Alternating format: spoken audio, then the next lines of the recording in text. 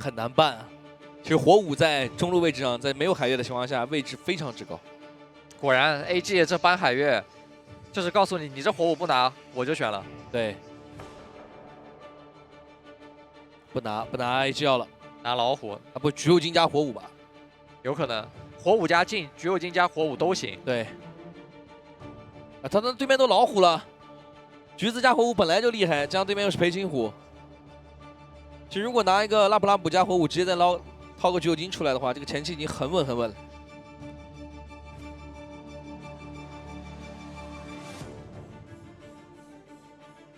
现在的 Rock 要怎么加强自己的前期对抗啊 ？Rock 可能要想一想怎么规避。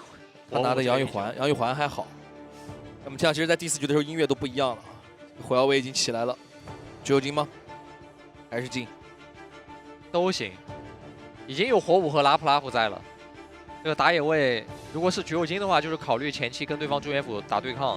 然后如果是镜的话，就是在切 C 能力上面更强一点。拿橘右京的话，就直接在对抗上面要压制 Rock 的他这个是的中野辅。特别是因为对面的打野位，空灵这里直接是老虎摆在这里，那橘右京就会非常好用。说实话，这把从中野辅的一个选位上面，在红色方的 AG 已经把 Rock 的爆掉了。是，白起不给前排。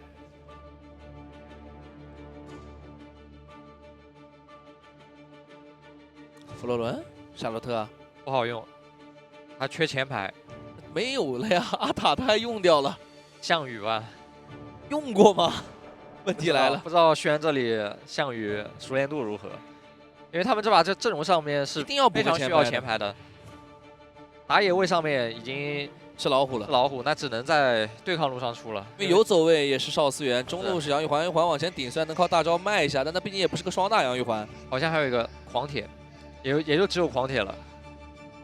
如果抢掉，但狂铁的话，感觉 AG 这里直接来手夏洛特，夏洛特就完了。哎，夏洛特就已经知道你可能会拿一个狂铁，你好像不接也得接，因为你的阵容需要一个狂铁。对，你强烈的需要一个前排，在面对 AG 这个阵容的情况下，如果没有前排，你会被疯狂的开，被疯狂的先手。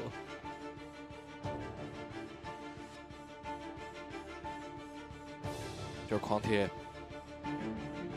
要不要？还得拿，加个仓。那最后的射手位，其实 AG 这个打法来个百里守约都行。就反正单挂就行，要么虞姬。吃叉是在班位上，其实百里守约就很好，或者来个卢雅娜。卢雅娜最近我们的国服的朋友们慢慢开始品味这个英雄了啊，大家众说纷纭，但是在整个的 HOK 的版本当中，卢雅娜的上场率其实当时在他们的版本当中是不高的，因为这个英雄的强度有点低，还有这独特的致盲机制。那是后羿吧？后羿倒也行，来笑。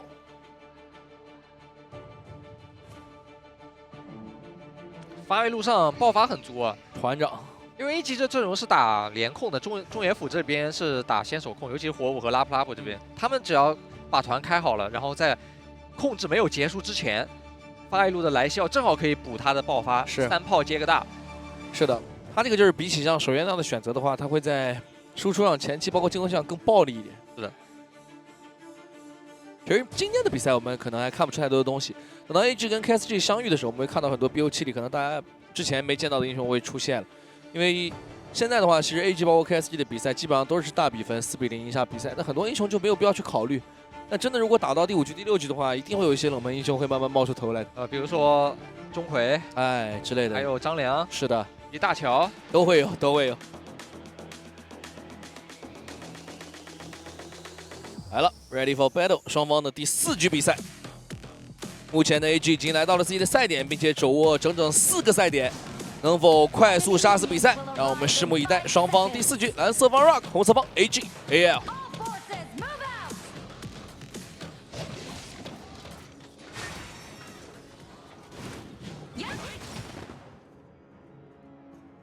这老虎走个中左，直接跟火舞遭遇上了。然后橘右京和拉普拉普看到一个少素媛上去先摸了一波 ，VP 的这里被帅追着砍了一波。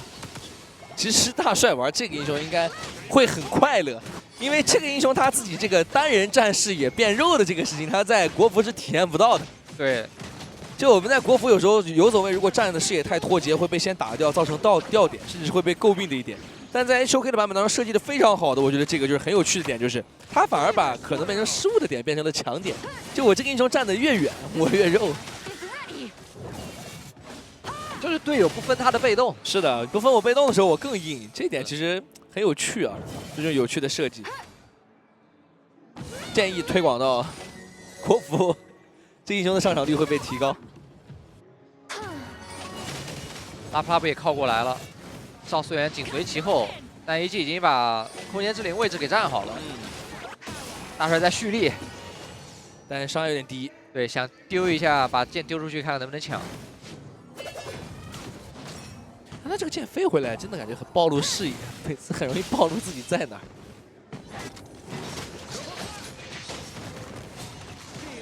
上路还没走，想越这个狂铁吗？越不了吧？狂铁有点难啊，都3级，有点难越了。中线交汇了，要并个线。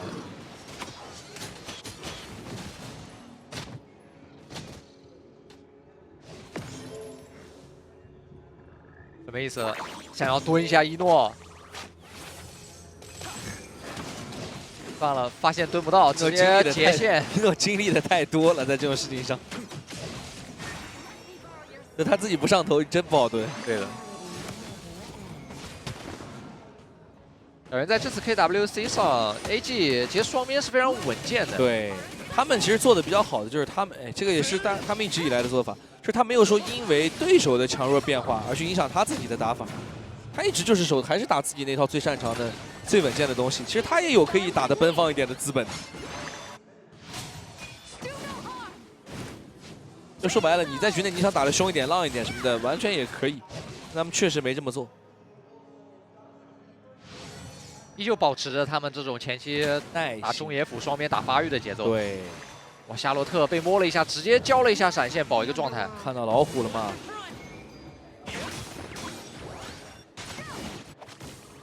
然后状态保住了，后面等到 Rock 他这里的野辅走了之后，夏洛特跟狂铁依旧可以有博弈空间。是的。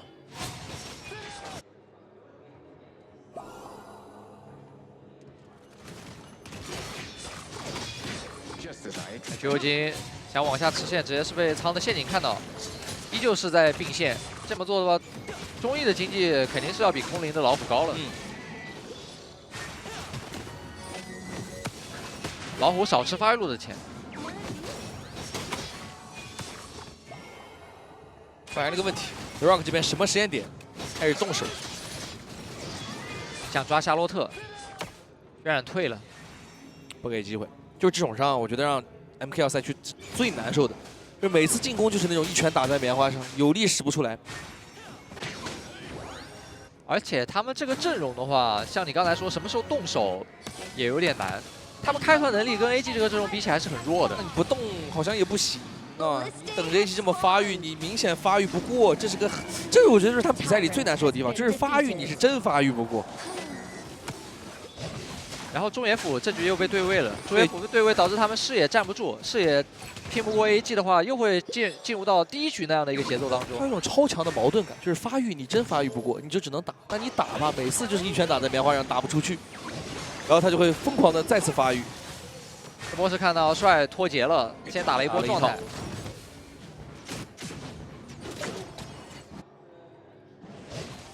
这波 AG 直接选择让一诺拿红。然后再来水格蓝区，黄生的位置埋得很深啊！这波准备开仓的，这波就等莱西奥上线，然后包过来，等一个尾刀，等一个尾刀的诱惑，看看仓会不会去补。不好的提前量，这波不等了，从侧面过来，因为那边已经打了起来。想找机会开一下少思源，那 VP 的闪现交的也很快。换塔。Red team has destroyed a tower. Blue team has destroyed a tower.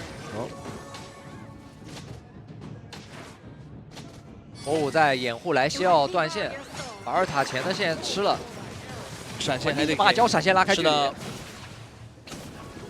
因为这波 Rock 他是爆了一个50，狂铁那边的话，渲染是不在的，直接过来想要试一试5个人去夹一波，但是一诺的闪现交的特别快。打的是对的。等一下这样的话，一直被僵持着也不行。然后画面回来，火舞也想闪开狂铁，没成功。轩也交闪了。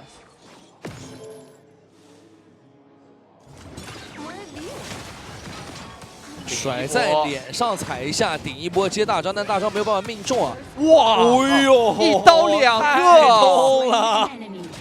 其实大帅手头没有闪，他没办法拍一个完美的控制出来。但长生这里给了一波完美的控制，对，然后紧跟着接上了中医的爆发，一刀斩。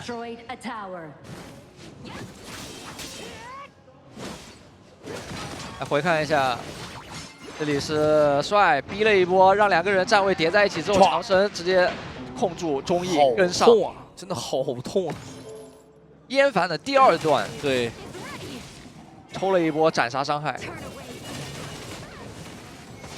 长生带的那个位置也特别好，直接送到了中医的脸上。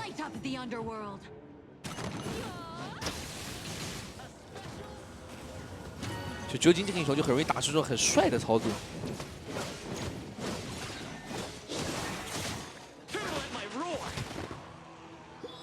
大帅依旧把视野狠狠地往里踩，因为是在掩护一下渲染撤退，想抱团去开人，侧面过来，队友到了，反手开，扑上去了，大招老虎完之后自己被打得非常惨，但里面的长生被强行换掉，但是另一边渲染跟中艺都在往前追 ，Killing Spree， 这位置渲也很难走，威逼的也被带走，一波虽然倒了，长生的火舞但换掉了 Rock 的3员大将。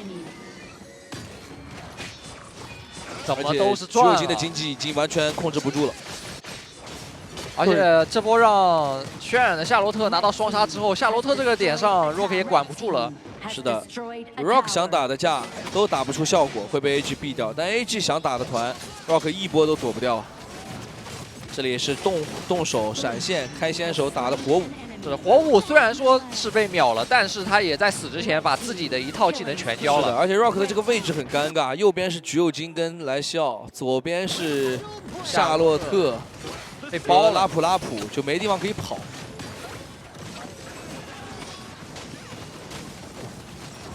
然后又来一闪开仓，跟上爆发，但闪现打出来，闪换闪，哎呦好痛啊！再来一扇子，还有扇子吗？跟上去这一下没摸到。 侧面拉开，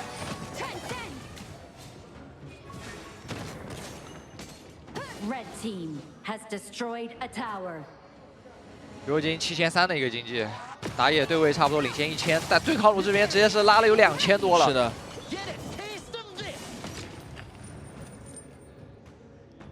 发育路也是有个1000多的经济优势。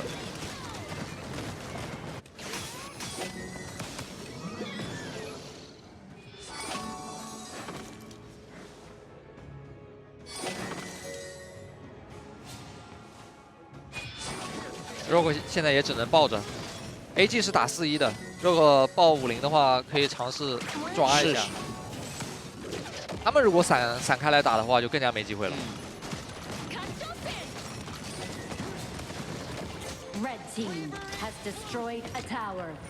有老虎这位置想蹲个脆皮，看到火舞直接先给一波，拉到侧面没能够中，但是中艺这里吃了非常多的伤害，大招回上来了，特别满啊！是没有梦魇能够挂上吗？转人下蹲再进场的一波爆发，来肖往前闪，打灭文地神威逼的1人，这里是要一波了。20秒之后才能有人复活，来不及。随着兵线过来的话，应该在10分钟之前 ，AG 就能推掉水晶。 然后昂首进入决赛，跟 QSG 会合，让我们恭喜 AGAL， 没有任何意外，没有任何波澜，强者恒强。KPL 赛区依旧没有在进入决赛的路上丢掉属于自己的小分。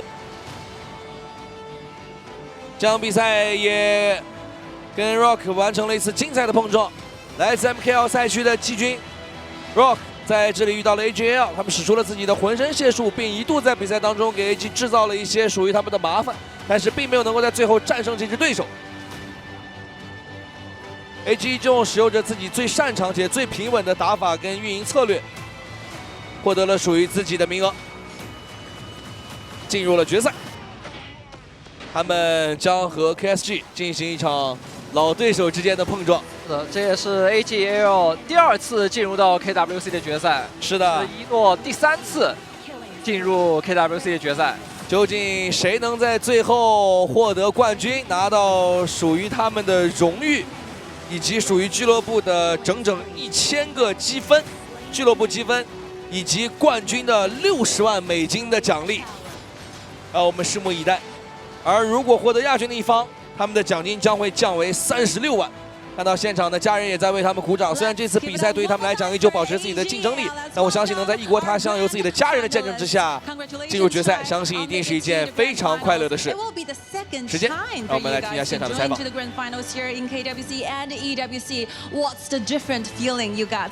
This year，首先恭喜大帅，也恭喜 AG 这一次呢再次晋级了决赛。其实你们这是专业户了，你们去年也是冠军，对吧？那第2次可以在 KW 晋级决赛，会不会和之前有不一样的感受呢？这一次明显感觉到就是其他海外的队伍，就大家实力越来越强了吧。So this time we feel very differently because we can literally feeling that the teams overseas at international level are becoming stronger and stronger every single time.